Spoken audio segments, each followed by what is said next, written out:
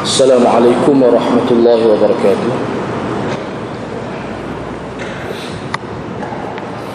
Alhamdulillahi rabbil alamin, wassalatu wassalamu ala asyrafil anbiya wal mursalin. Nahmaduhu wa nasta'inu wa nastaghfiruh.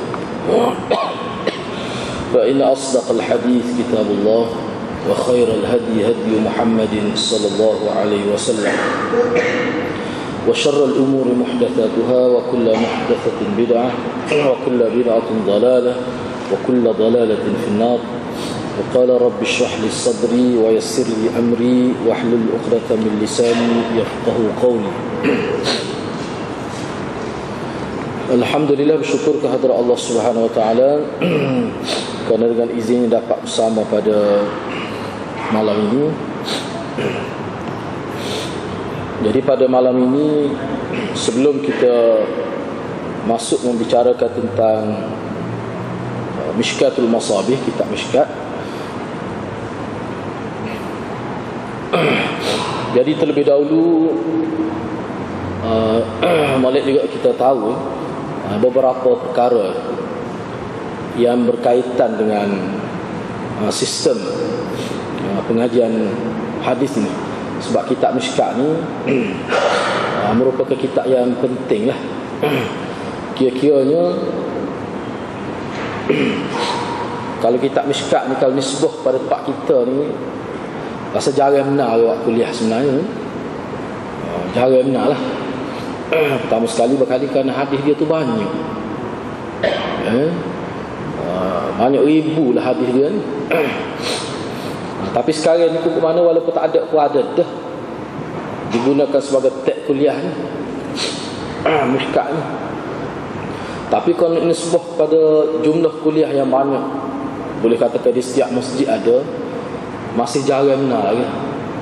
Kali kalau di sekitar Kota Baru ni, saya rasa mungkin 1-2 tempat saja kalau ada. Kalau ada lah. Jadi kitab Mishkatul Masabih ni antara kitab yang disenaraikan sebagai kitab jami', mana kitab yang merangkumi semua bab. Bermula daripada kitabul iman sampai Mu'tah Negeri. Adalah fiqhnya, sirahnya, komplit lah. Tauhid.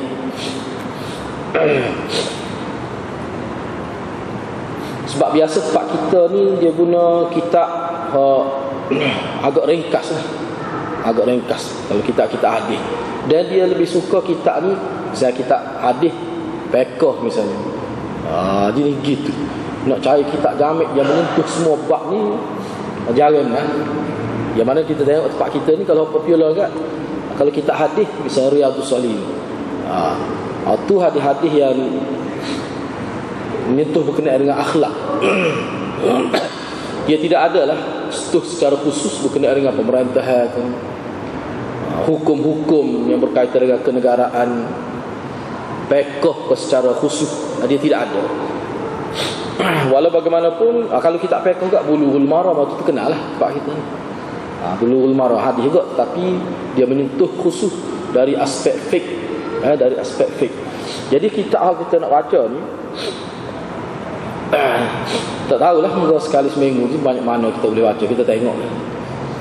Rasa lama kat lah kalau nak habis ni. Jadi sebelum kita masuk pada mukaddimah kitab Mishkat ini, kita nak baca mukaddimah muallif, pengarah dia. Cuma kita nak sebutlah, pengajian Mishkat ni, pengajian dia adalah pengajian yang ulama sebut pengajian Mishkat ni merupakan pengajian secara talaki. Ni kalau kita mengaji kitab gini, bukan ngaji tebuk-tebuk dak ni, kita baca A sampai Z lah. Daripada hadis pertama, bahkan mukaddimah kitab lah kita akan baca semua sampai kepada hadis yang terakhir.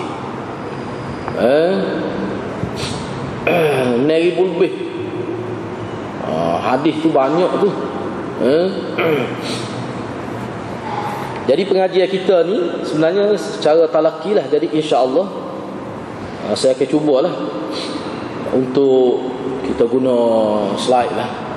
Cuma secara ringkas, matan hadis, terjemahan, kemudian kalimah-kalimah yang agak sukar, halul lughat itu kita akan sebut. Lepas tu dari segi huraian itu saya huraian secara lisan, mungkin setengah-setengah yang kita tarik poin-poinnya lah.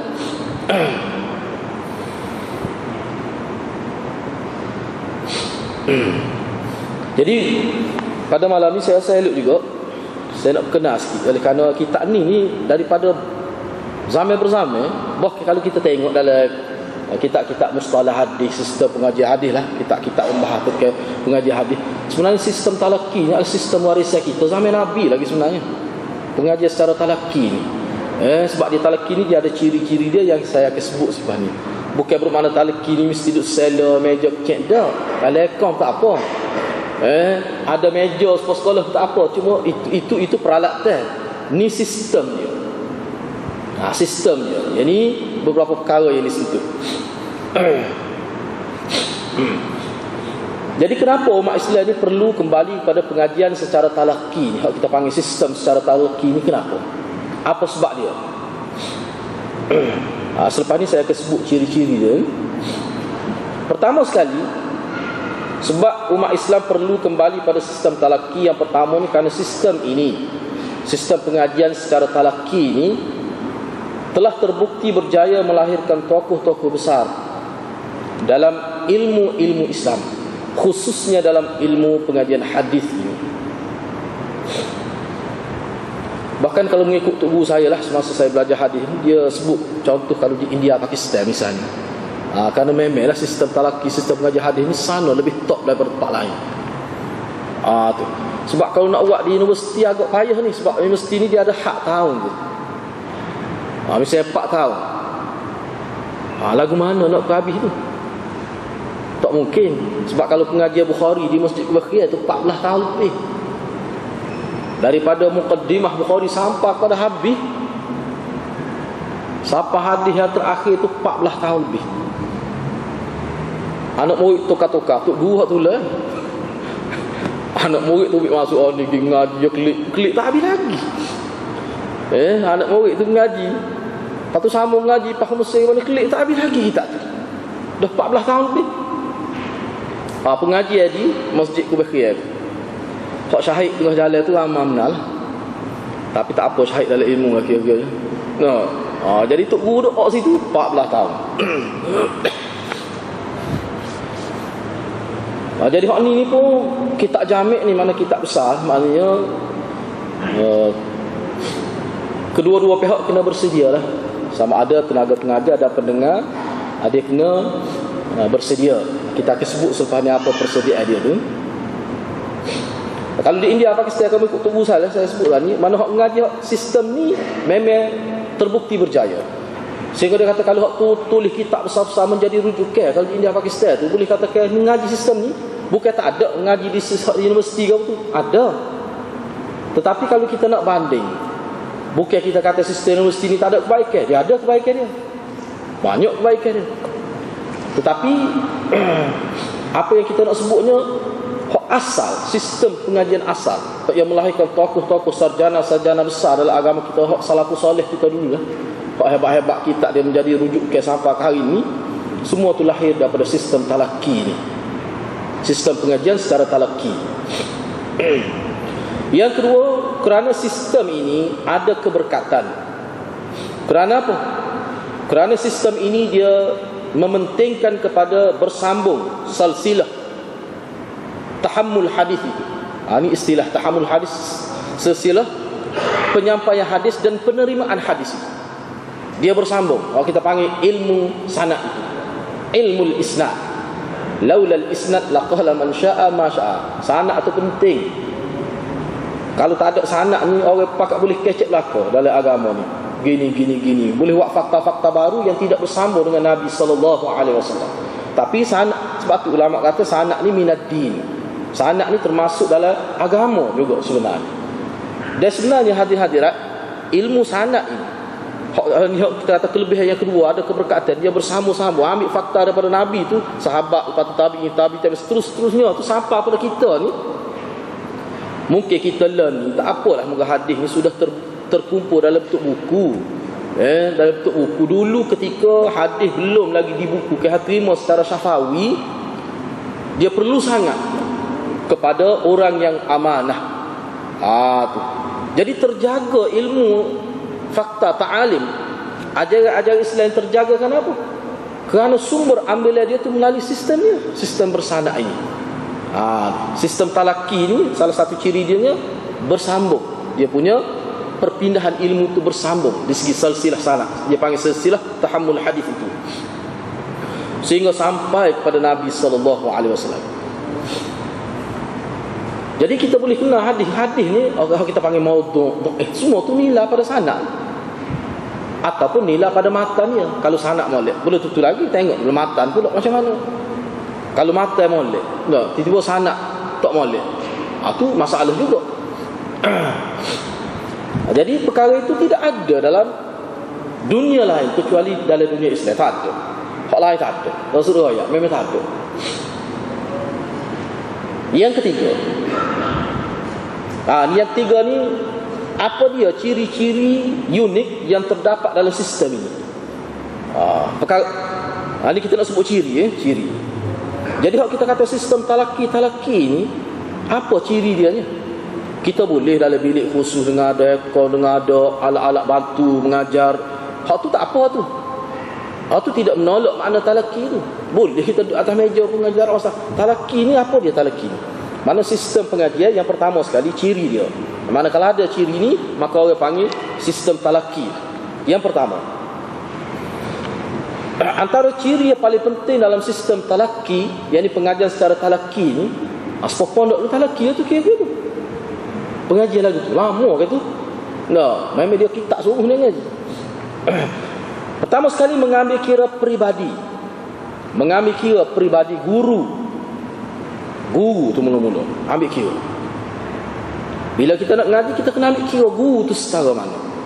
Mesti disiasat dulu guru tu, dari segi kemampuan dia, sama ada kemampuan dari segi kita kata minda dia, kecerdikan dia, semua ambil kira belaka. Lepas tu paling pentingnya ke dia ni mursyid ataupun tidak, dia ni warak ke tidak, dia ni berakhlak ke tidak. Perkara ini ulama kita bila nak ngaji, sama ada ayah nak atas anak dia ngaji, dia siasat dulu berbulan-bulan guru ni juh ke tidak. Ni payah ni hadiah-hadiah ni. Ada kita nak kata anak ngaji mesti gicek sore-sore pensyarah. Payah nak buat gitu tak apa nak jadi. Setengah tu pensyarah mai Jumaat pun tak pergi. Ada. Ngaji usuluddin benar ya. Anak murid dia kata kalau curah buruk tak apa. Ni bukan curah buruk ni. Rupanya dia ada jenis ajaran salah. Ngaji usuluddin. Yang tu main-main. Ada setengah tok guru tu ni tempat kita ni. Ni pengalaman saya duduk mengaji dengan Maulana tu, banyak kita terdedah lah. Nak ayatnya kalau dulu dia ambil tahu. Kalau guru tu jenis berhaka pada ibu bapa, tak boleh waktu guru tu. Siapa tahu tu ambil kira tu peribadi tu. Kalau ibu bapa dia betul lah, ada juga mana nak sebenarnya dia tidak deraka pun, cuma ayah dia kata dia deraka kerana tak belagangi. Tu bab lain. Maknanya peribadi guru tu perlu dia ambil kira. Ini ciri hak talaki ni. Sebab apa? Sebab dia nak berkat. Pengajian ni kita nak barakah itu, dia ada berkat tu. Jadi ilmu yang sampai kepada kita tu mana ilmu yang ada unsur barakah. Hak tu paling penting dalam sistem talaki. Sebab tu dia ambil kira guru. Hak kita nak terima ilmu dengan dia. Cek cerita dalam masyhur kan, hak maksud kita masyhur lah. Kalau orang ngaji hadis kan memang tahulah cerita ni. Kayak Imam Bukhari nak terima hadis, katanya 2 bulan lebih jalan. Nak terima sah hadis. Sebab dia sistem ni, penerima hadis talaki ni kadang-kadang tok guru tu tak alim mana. Anak murid lebih alim daripada tok guru. Cuma nak terima hadis, sebab tu dia penting dhabit. Sebab tu kalau kita tengok dalam masyarakat manusia ni, dia ada setengah tu memang cerdik, ingat takwa. Ngaji tak lagi mana tapi ingat takwa. Kita kata mu ni dia ingat kuat, tetapi dia bahasa Kelantan nak kata mana tu bahasa surat dia, kalau bahasa Kelantan dia otak tidak bekah mana. Ingat boleh. Dia ingat kuat. Saya pun ada pengalaman ni lagu tu. Dia ingat, jadi dia ingat kuat. Dalam sistem pengajian hadis ni, kalau masa ambil hadis dulu, hak tu dia ambil kira tu. Dia tak erti pun nak urus hadis, tapi dia ingat molek hadis. Tu boleh terima hadis dia. Tu boleh. Dia tu kira orang dhabit lah tu. Beberapa ciri dia lah dhabit ni. Ingat takwa, Nah, patu cantik nak pulak lagi kuat. Haji ni benar. Sebab ada setengah-setengah tu. Aspa ni masa saya mengaji dulu lah. Misalnya Mufti Wali Hasan. Apa ni Syah Waliullah Mufti Wali Hasan Mufti Wali Hasan Syah Waliullah gitulah. Bila dia terima hadis dengan tok guru dia, tu saya ingat ni. Dia terima hadis daripada guru dia. Guru dia kata, anak murid aku ni ahli pada aku. Bila aku royak dia hadis apa, tapi aku nak tahu isi hadis, aku nak mengaji dia pula. Cuma sanad nak ambil sanad ahli dan sebagainya. Biasa berlaku gitu. Biasa berlaku gitu. Sini ada saya catat ni. Syah Waliullah. Ini berlaku pada cerita Syah Waliullah Ad-Dihlawi. Nama tok guru Syekh Abu Tahir. Jadi Syekh Abu Tahir ni tok guru dia, tok guru Syah Waliullah. Dia terima hadis. Ni mana sanad lah, nak ambil sanad hadis. Lepas dia terima hadis, tok guru dia kata, aku ni anak murid aku Syah Allah, dia ambil sanad dah dengan aku ni. Tapi ilmu tentang sanad, ilmu tentang hadis tu aku ambil dengan dia. Nak hurah hadis, nak faham hadis secara fiqh hadis, mendalam hadis tu aku kena ngaji pula dengan anak murid aku nama Syahrulullah. Jadi tok guru dia hanya menyampaikan hadis. Sebab tok guru dia ni maknanya sanad lah, ambil sanad. Dia panggil sanad tu. Sanad tu perlu sebenarnya. Sebab itu ilmu hak warisan, tradisi. Jadi benda tu boleh berlaku. Sebab tu kalau kita mengaji hadis, perawi-perawi tu tidak semesti alim. Tak mesti alim. Bahkan ramai tidak alim. Cuma dia ada sifat ataupun kriteria yang melayakkan dia tahammul dan adab hadis tu. Terima dan boleh ada kredibiliti menyampaikan hadis. Dia ada hal tu. Walaupun dia ni tidak alim. Mana kalau dia nak urah hadis tu tak berani dia. Sebab itulah hadir-hadirat dalam konteks ni lah ulama kata tak apa kita baca hadis kita terjemah, tak apa. Supaya kita ruak setengah-setengah kita ruak kan. Selepas mayasa kat baca hadis. Tapi kena tahulah hadis tu sahih tu kena tentu lah. Cuma dia nak baca gitu terjemah gitu. Lepas tu faham kata faham tu cara orang lain. Ni maknanya nak memperdengarkan hadis. Sebab hadis ni perlu diperdengarkan di telinga umat Islam. Sebab kita nak dengar Nabi tak lidah, Nabi mati dah. Tu perlu. Tu sebab itulah lah ni tak tahulah lah ni style kalau tulis kitab dia tak mari mata hadis. Yuk mari terjemah. Pakak khutbah begitu. Sepatutnya tak boleh tu kena mari mata hadis tu.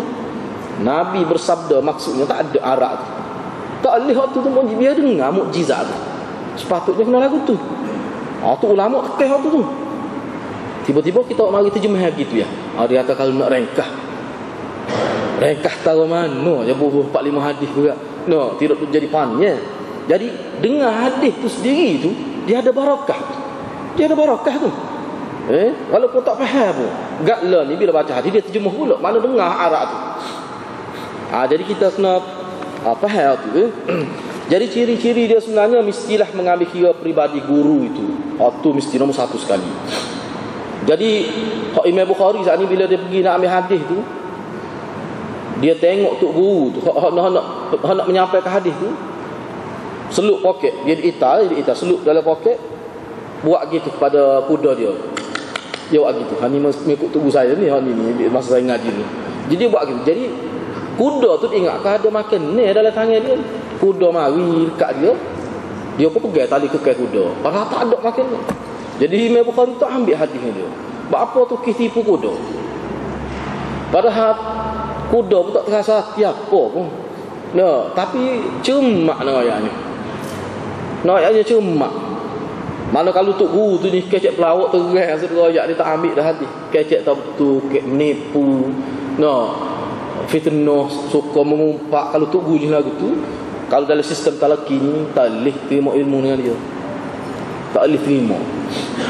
Sebab dia tidak ada keberkatan. Ciri yang kedua,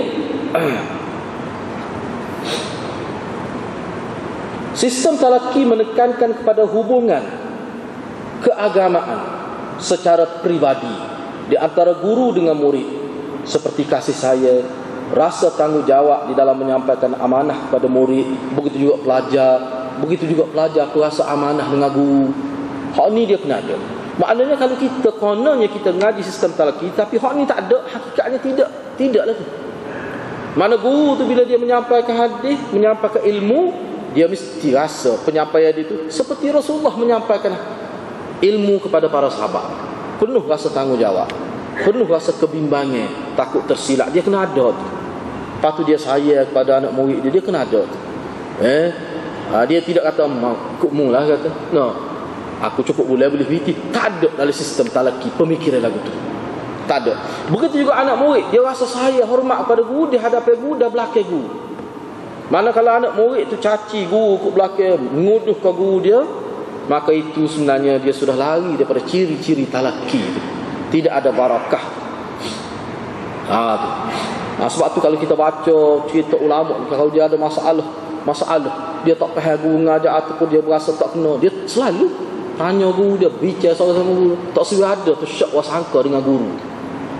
Dia itu penting dalam bab talaki,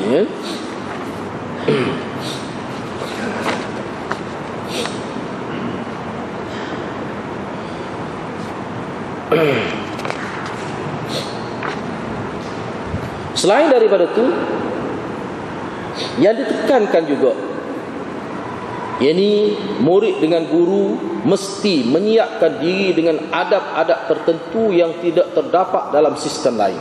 Gapo dia? Ikhlas. Sebab tu kalau kita tengok kitab-kitab dulu, mesti hadis mula-mula innamal a'malu binniyat tu. Apa ya ulama? Sebab tu guru dia aja gitu. Maka dia bila dia menulis kitab pun dia start lah tu. Bila dia mengajar, itulah mula-mula sekali. Nak ngaji ni kena ikhlas.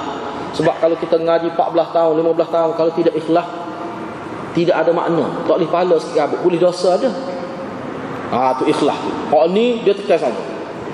Dia tekan sama ni. Sehingga kalau kita baca dalam sejarah, mana ada dalam kerajaan Islam zaman dulu, bila dia buka sekolah, kita kata buka universiti lah, bila ada anak murid, bila dia interview anak murid tu, setelah buka dia mengaji dah, beroperasi dah kelas pengajian itu. Tiba-tiba bila dia interview pelajar, boleh kata majoriti tidak ikhlas. Ngaji ni kerana nak jadi mufti, ngaji ni kerana ayah orang alim, dia pun nak jadi alim ngaji. Sebab gitulah. Dia kata kalulah gini belaka, memang dia nak tutup. Maknanya pemerintah tu dia penting sangat tu bab tu. Apa pengaruh sistem talaki. Pengaruh sistem ni. Jadi hak ni kena hitung benar ni. Kena hitung benar ni. Kena ambil berat benar ni. Jadi mengikhlaskan niat kepada Allah. Ini memang jadi trend. Sebab tu kita dulu boleh katakan start dengan hak ni. Lepas tu berakhlak dengan akhlak Islam. Hak ni tak dapat tidak. Guru dengan murid. Hak ni kena ingat. Ini perkara yang penting benar ni. Baik. Bentuk sistem talaki. Sistem talaki ni dia ada 3 bentuk, 3 bahagian dia. 3 biar kita tahulah. Jadi kita nak guna hak mana ni, kita duk ngaji ni, biar kita tahu.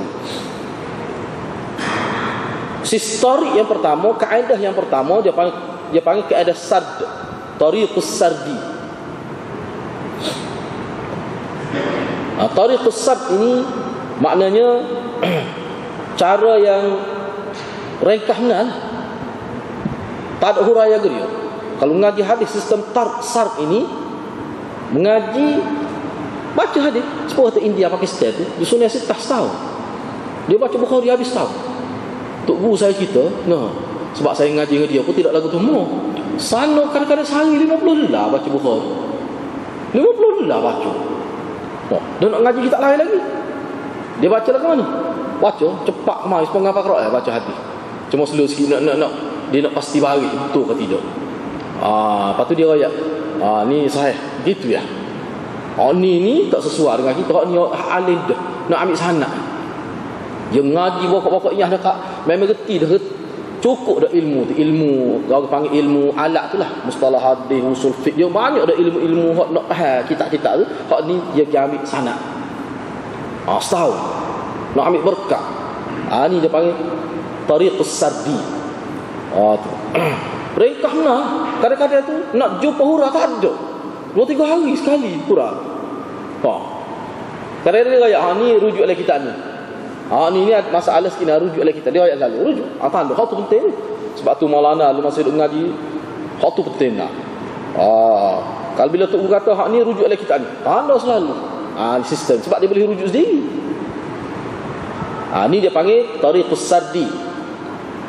Hak ni lah, dalam sistem ni lah, dalam kaedah ni lah, ulama kata kadang-kadang tok guru tu anak murid lebih halim pada tok guru. Sebab anak murid ni dia sanak tinggi, dia ngaji dah hadis tu, dan dia ada sanak, maka nak pergi ambil sanak dengan dia. Dia pakai baca gitu. Baca tu tak ada urang, tak ada gap. Ni ringkas benar ni. Kalau kita buat gitu ni 40 minit berapa lah kita baca. Mari saja klik saja. Tak payah ke satu. Sebab apa? Dah terjemuh pun tak? Tak jemuh. Tempat kita ni bunyi khabar ada juga. Dia baca. Maka tak terjemuh. Boleh buat gitu, tapi kena retina lah, kena tahu, kena alih. Boleh rujuk kita ada tahap hadah makna nak ambil sanak boleh satu. Kalau kita baca arak saja gitu, gapo dia boleh. So anak murid tu benung ya dah ngaji lagu ni lah. Ni kalau dalam di kalangan orang awal. Jadi hak ni ulama kata tak sesuai. Inilah cerita Abu Tahir tadi dengan anak murid dia Syah Waliullah tu. Syah Waliullah ni kira-kira pelopor ilmu hadis di bumi India ni. Dia ni dia kata kesanak di benua India ni semua siapa ke dia. Syah Waliullah Ad-Dihlawi ni. Jadi kaedah ini sesuai untuk orang yang sudah berkebolehan dalam ilmu, boleh berdikari dalam ilmu, dia sesuai. Mempunyai kemampuan merujuk syarah-syarah hadis dan kaedah ini tidak sesuai untuk orang awam, tak sesuai. Kaedah yang kedua dia panggil tariqul ardi. Tariqul ardi.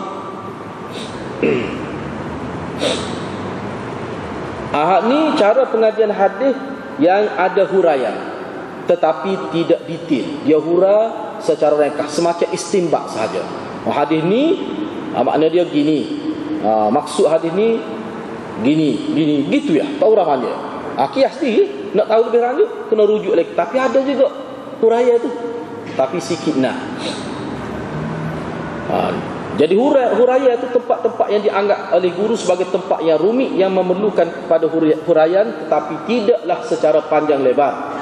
Ini untuk pelajar peringkat sederhana. Hak sudah ada dah asas-asas tu, cuma dia tidak boleh berdikari sepenuhnya. Boleh. Kaedah yang ketiga dia panggil kaedah tahqiq, tariqut tahqiq, ataupun Syekh Al-Qasimi sebut tariqul im'an. Hak ni ada huraian secara detail, huraiannya secara terperinci. Setiap kita gunalah, kita nak guna di masjid kita guna kaedah yang ketiga, sistem talaqi kaedah yang ketiga, iaitu talaqi secara tahqiq atau tafsir. Cara ini amat sesuai untuk orang awam dan orang-orang yang cerdik tetapi mereka tidak pernah mempelajari ilmu hadis. Mereka akan mudah merasai kemanisan belajar ilmu hadis. Misalnya orang yang terpelajar, dia cerdik, memang ada kemampuan, tetapi dia tak pernah ngaji ilmu hadis. Ulama kata sesuai. Tariqul im'an ini ataupun tariqut tahqiq ini sesuai. Bila kita baca hadis kita hura tu makna kait dengan hadis tu, kait dengan dia nampak. Ilmu hadis tu orang panggil mukjizat yang kedua tu, sepah Quran tu. Ni juga memang sesuai. Dan hak ni yang paling sesuainya selain daripada orang yang cerdik yang tak pernah belajar ilmu hadis, sesuai untuk orang awam seperti kita ni. Jadi hak ni lah hak kita guna di masjid kita ni, mana-mana pun kalau di masjid itu hak ni lah. Kita guna ni. Itu tiga kaedah ataupun kaedah untuk pengajian secara talaqi. Baik. Ini saya petik daripada untuk guru saya, sebab saya sendiri pun tidak mengaji mana-mana, kita pun mengaji ke kampung ya. Jadi banyak pengalaman kita pada tok guru dan kitab-kitab kita baca lah. Lepas tu mana ni wujud sistem ini sekarang secara serius lah. Sebab kalau jadi kalau kita tengok hak ni walaupun mungkin ada tempat lain, tetapi hak terkenal menonjol sungguhnya, bahkan menjadi sehingga sistem hak kajian sekolah pun tak boleh nak lawan. Menonjol dia lagi dan melahirkan ulama yang menulis kitab hebat-hebat lah. Kalau kita beli kitab syarah dia pada India Pakistan, boleh kata kalian ni lah tu. Walaupun akhirnya dia berkhidmat di universiti sebagai pensyarah di universiti, tapi sistem pengajian dia, asas dia nak boleh masuk universiti tu, dia mengaji sistem talaqi di India Pakistan. Kalau ada di Afrika pun lebih baru. Asalnya mari sana je kok. Hak buka daurah hadir di Afrika pun asalnya Maulana dia ngaji di Pakistan. Hak di Burma misalnya kalau ada, semua tu mari daripada sana belaka. Ambil sana belaka. Sistem pengajian secara talaki.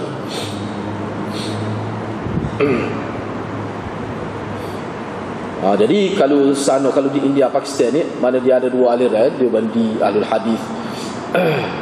Gitu kan. Waktu kalau kita belajar hadis mana kalau belajar hadis dengan sanad daripada sana, orang yang belajar di Diobandi, lepas Diobandi dan Ahlul Hadis ni, boleh dikata orang panggil ni khalifah Rasulullah, sebab dia betul-betul mengikut cara sahabat gitu kan, secara talaki.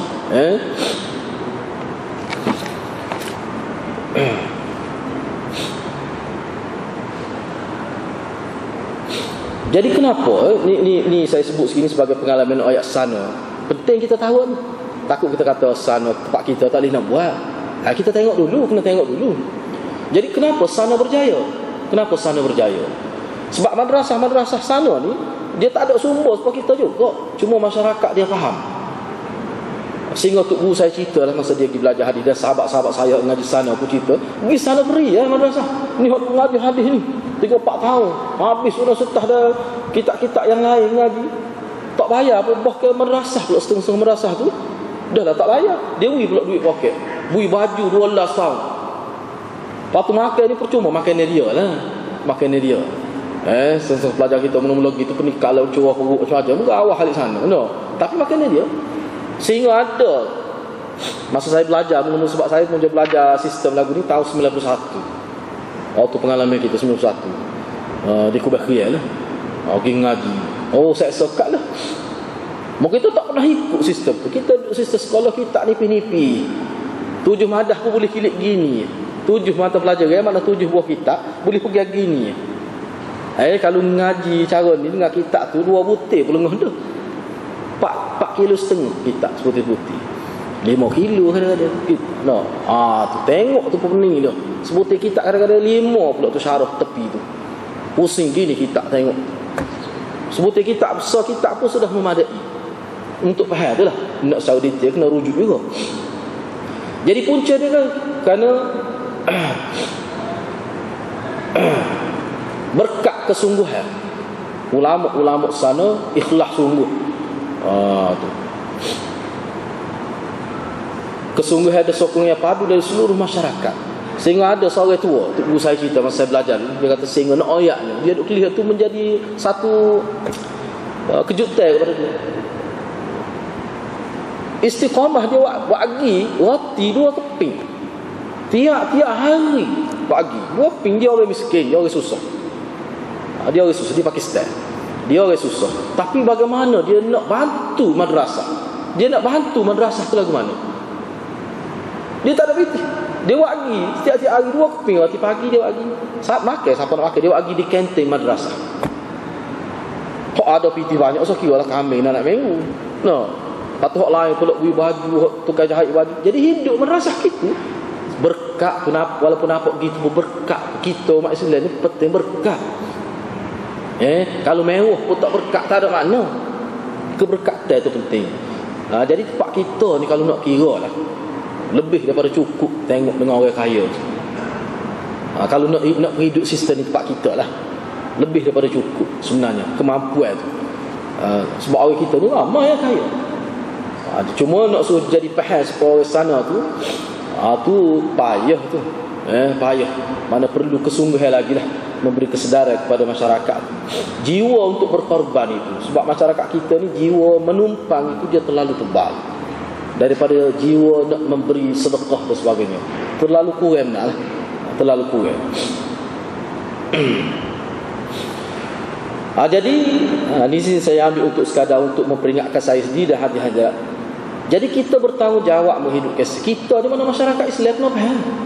Bertanggungjawab menghidupkan sistem ini. Sebab itulah kalau kita baca sejarah ulama-ulama dulu, hak miskin-miskin, supaya Imam Malik tak apalah, supaya Imam Bukhari itu susah ke Imam Bukhari itu. Kita pun tak pernah ada pengalaman siapa kena jual pakaian tubuh, jual kasut kerana nak mengaji. Tapi dia pernah tu. Imam Bukhari ada pengalaman, dia ambil hadis tu pergi jalan, dia panggil musafir kelana penuntut ilmu hadis. Dia ada satu tajuk khusus. Bagaimana ulama dulu bermusafir. Jadi bermusafir ulama hadis zaman dulu sebelum kitab-kitab hadis dibukukan ni, berkelana nak cari satu hadis. Kadang-kadang merentas benua nak cari supaya Imam Bukhari, nak cari satu hadis. Hak kata dia nak ambil dengan hak kata tipu kuda ni 2 bulan dalam kitab sebut. Nak ambil satu hadis. Jadi kesungguhan tu. Sebab itulah bila barang payah nak boleh dia jadi burga. Dia puasa burga, lepas tu dia bui pun dengan penuh tanggungjawab. Anak murid pun jadi berasa berharga ilmu ni. Sebab benda payah. Lah ni mudah dalam internet kalau jadi benda tu jadi gitu-gitu. Jadi oleh kerana banyak sokongan ni, Allah takdir kita ingat pun tak kuat. Dulu tak ada ingat sokal. Nulis gitulah. Jadi tak ada kita ni tak apa, tak ingat apa aku mungkin ada belakang. No. Tak ingat tak cari. Sebab tu kalau apa hati lah pekat lah. No. Kena komputer rosak neng. No. Tak apalah. Jadi kita semua bertanggungjawab. Jadi apa sebab kita semua bertanggungjawab tak kenapa? Ni catat test saya ni masa saya tu dulu. Nak ingat lagi ni waktu guru sebut ni. Jadi kita semua ni bertanggungjawab menghidupkan sistem ini. Apa sebab? Kenapa kita perlu? Pertama sekali, ahlu hadis lah yang dimaksudkan oleh Rasulullah sebagai khulafah dia dalam hadis. Kita akan jumpa kena tu. Nabi sebut orang yang menyampaikan hadis dia sebagai khalifah dia dalam ilmu. Bukan khalifah sebab Abu Bakar yang memerintah tu, tidak. Dalam hadis Nabi kita akan jumpa dalam Mishkat ni, Nabi sifatkan orang yang mengajar hadis dengan amanah, tak ubah hadis dia faham seperti mana sahabat dia faham. Waktu tu Nabi sebut khalifah dia.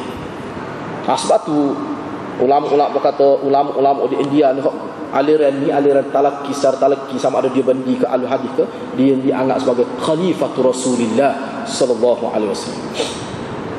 Jadi kalau nak ambil title khalifah Rasulullah kan, mengajar hadis, mengajar ilmu, tapi sumbernya hadis yang sahih. Mana kena belajar ilmu hadis, kena belajar. Jangan pula hati-hati nak puasa, nak belajar lagu mana kita ni. Nak pecen omong 50, omong 40, lepas tu kita 40 ni baru nak start ngaji hadis, tak ada. Apanya cuba tengok pengalaman Pokok Ikhwanul Muslimin. Baca sejarah Pokok Ikhwan ni. Pokok Ikhwan ni hebat dia jadi alim tu, ramai apa dia jadi alim tu kerana duduk dalam jemaah. Jemaah dia tu sebagai universiti dah. Lagu mana dia buat? Usrah dia tu dipimpin oleh orang-orang hebat-hebat. Dia mengaji sungguh. Dia mengaji 2-3 kali seminggu, tapi dia mengaji tu memang dia mengaji dengan maksud alim, bukan dengar biasa, tidak. Dengar ada ilmu usul hadis, usul fiqh, usul tafsir, mustalah hadis, dia mengaji. Kita lah ni, saya nampak di masjid kita lah ni, orang tak boleh nak terima lagi pengajian ilmu usul lagu tu. Kalau nak buat, kena buat lepas Isa, bukan anak murid 5 orang. Cuba buat lepas murid nak tahu mengaji usul fiqh. Cuba tengok berapa orang ada hak sebelum ni buat usul fiqh. Hak mari tu hak nak benar. Lepas tu minat untuk mengaji bahasa Arab pun tak ada. Sedangkan nak mengajar ni ulama kata mesti reti bahasa Arab baru lengkap. Walaupun tak reti bahasa Arab pun boleh. Tetapi cuba fikir, rugi tak rugi kita ikut pengajian ni 10 tahun tapi kita tak mengaji bahasa Arab, tak rugi. Sepatut lepas tu kita boleh merujuk dah. Lama orang boleh bahasa Arab tempat kita ni. Bapa tidak usaha. Kita kata sibuk kerja, ada hari Jumaat Sabtu ada, malam pun boleh. Kalau nak lah, boleh buat tu. Sebab setengah-setengah tempat tu bila kita cadang dia tak nampak tu. Nak buat lagu mana tak nampak. Siapa dia nak ngaji dia tu? Siapa dia nak ngaji? Mana orang kita tak bersedia lagi. Padahal depan tu cidik-cidik lah kau, tapi dia tidak bersedia. Tu jadi rugilah sebenarnya. Dalam hadis Nabi juga, Nabi sebut orang yang menyampaikan hadis dia ni sebagai orang yang berada di atas kebenaran. Ikut sampai ke hadis dia walaupun kita tak erti, cuma kita sampai sebut hak tu ya. Nak hurah pun tak erti, baca hadis gitu ya. Misalnya dalam hadis Nabi kata naddarallahu imra'atan iza sami'a maqalati Allah akan mencerahkan jadi wajah orang, Allah akan mencerahkan wajah orang di hari akhirat. Wajah dia berseri-seri bila dia dengar apa yang aku kata. Fahaddatha kama sami'a. Bila dia dengar aku kata gini, dia sebut, dia sampaikan kepada orang seperti aku sebut. Dia tak ubah. Maknanya dia amanah, dhabit dalam penyampaian hadis dia. Nabi tak sebut paling. Semua perawi-perawi hadis dia dengar, dia ambil daripada Nabi. Tapi dia tidak alim. Sebab boleh jadi tidak alim kan dia tak ngaji ilmu-ilmu lain, ilmu-ilmu fiqh dia. Tapi dia sebut hadis tu dasar pada dia ambil secara bersanad daripada tok guru ni. Dia jaga hak tu. Dia boleh dah kelebihan ni. Boleh dah sebab Bukhari tu alim. Sebab Imam Bukhari tu memang dia alim, ada fiqh dia sendiri yang Bukhari tu. Tu mujtahid. Tu mujtahid mutlak lah tu. Dia tu memang alim. Ni hak perawi-perawi lain hak dia ambil kadang tak alim pun tak apa. Syaratnya dhabit. Ingatan dia kuat dan dia catat dia misalnya, akhlak dia molek, tidak terdedah pada akidah yang tak betul dan sebagainya. Tak apa. Dah adalah disiplin lain hak tu khusus disebut dari ilmu sahabat. Setara tu boleh nadhar Allah. Allah akan cerah muka di hari akhirat. Sehingga dalam hadis disebut orang nampak macam kuning-kuning gitu muka dia cerah. Orang dia ingat kalau hapus dulu rupanya muka dia. Hak ambil air semaya, kesiap semaya itu suku. Ni nadharallahu imratan idza sami'a maqalati fahaddatha kama sami'a. Maka dia cerita seperti dia dengar. Nabi buat gini. Dalam huraian hadis tu hadirat. Makna kita hadis tu sebenarnya dia mengisyaratkan kepada supaya kita ni jangan buat benda-benda baru dalam agama. Dalam bab bid'ah. Dan Nabi buat gini, buat gini. Tu maksud hadis tu antara. Walaupun kita tidak baca hadis pada orang tetapi kita tahu hak ni Nabi buat. Kita buat lagu tu. Boleh juga tu nadhar Allah. Boleh juga jadi cerah muka di akhirat. Orang kata apa buat gini? Hak ni jelas dalam hadis. Nabi buat gini. Makna kita jaga keaslian hadis tu, keaslian makna hadis. Dan Nabi buat gini. Kecuali dia mau boleh buat mari hadis sahih. Nabi buat lagu ni. Kita ikut. Kita jaga hak tu dalam bab ibadat lah. Dalam bab ibadat. Boleh juga kelebihan tadi. Muka jadi berseri-seri di hari akhirat. Apa tu? Sebab dia ikut hadis Nabi. Semua sahabat ikut Nabi. Sahabat dia direct dengan Nabi. Kita ni tidak direct pun kita ikut juga. Sebab apa? Sebab cara sistem ni. Sistem ni. Dia mementingkan kepada keaslian. Nak ayahnya ulama dulu pentingnya benda-benda ni. Sehingga mereka awal dulu, kalau kita tengok dalam hadis masa mengaji lah, dalam kitab tu ada sebut setengah ulama dulu bila nak menyampaikan hadis dia naik atas kenderaan, naik atas huta, naik atas kuda. Anak murid tanya, apa tu guru naik atas kuda? Dia kata hadis ni Nabi sebut ketika Nabi duduk atas kuda. Mu tengok lagu mana. Dia pun duduk atas kuda, dia baca hadis lagu ni. Nak ayatnya napa? Walaupun kita tak perlu buat gitu. Tak perlulah buat gitu. Ada masjid tidak sesuai lah. Orang pun belik mana orang naik kuda atas masjid. Rupanya nak baca hadis tu malam tu. Tidak ada siapa gitu. Tapi nak ayat pentingnya asli tu. Tu.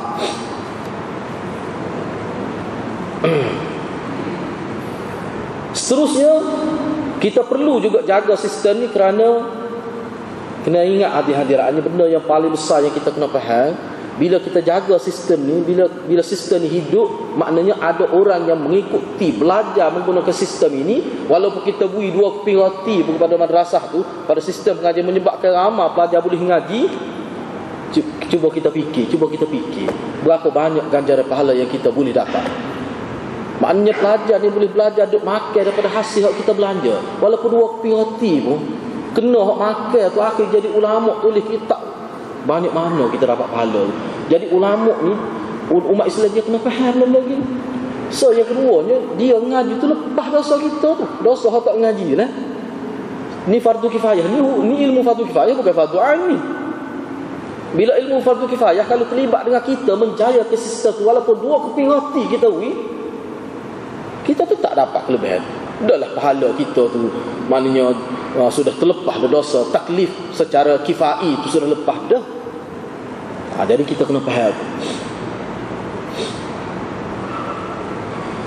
Jadi golongan pengajian yang belajar hadis, ulama-ulama yang belajar hadis secara talaqinya, mereka ni sentiasa menjadi rujukan umat dan diperakui oleh tokoh-tokoh Islam sebagai rujukan utama karya-karya mereka. Lo ni kita kata kita ambil hadis saja. Tak kira tafsir dia lalu tu. No. Kita hadis saja. Tak ada tulis oleh ulama. Enggak orang ngaji hadis, dia bukan reti hadis saja. Ilmu tu sebab pengajian hadis ni dia contoh kita misalnya kitab Mishkat. Ini kitab Jami'. Kitab Jami' dia ada belaka, fiqh, tafsir, sirah, manaqib sahabat, ada semua dalam tu komplit. Ni kita ada kitabul jihad. Ada belaka. Sebab tu bila dia nak baca kitab ni, dia kena rujuk semua kitab. Payah kat lah tu. Ingat senang. Tu Saya ingat lagi masa saya belajar dulu, kadang-kadang cuti. Warna cuti. Kedua hari cuti. Rupanya tok guru tak nak sesat sama masalah cuti. Nak cari nak sesat tu baru mengajar. Jadi kita confident kita ngaji tok guru kat situ. Kadang-kadang dia tanya tok guru, Ustaz tak sihat ke? Dok dia kata anak pelipal ada masalah anak rasa tak berhati. Nak cari waktu 2-3 hari. Lepas tu syarah tak sampai ke Zuhur. Qur'an tak sampai ke Zuhur. Tu kita confident ngaji tok guru lagu tu. Sedaplah ngaji lagu tu. Ni dok. No, setelah iyalah kita tak leh lah kalau lagu tu. Kok tak yakin pun kita royak secara yakin. Tak leh lagu tu. Jadi kena ingat lah. Jadi sistem ni memang dia mengajar anak murid tu dia jadi amanah dalam ilmu. Sebab apa? Sebab tok guru juga amanah. Sebab tok guru juga amanah. Dia kesan, dia bawa roh secara peribadi tu dia ada. Dengan hubungan secara peribadi. Saya ambil sikit lagi.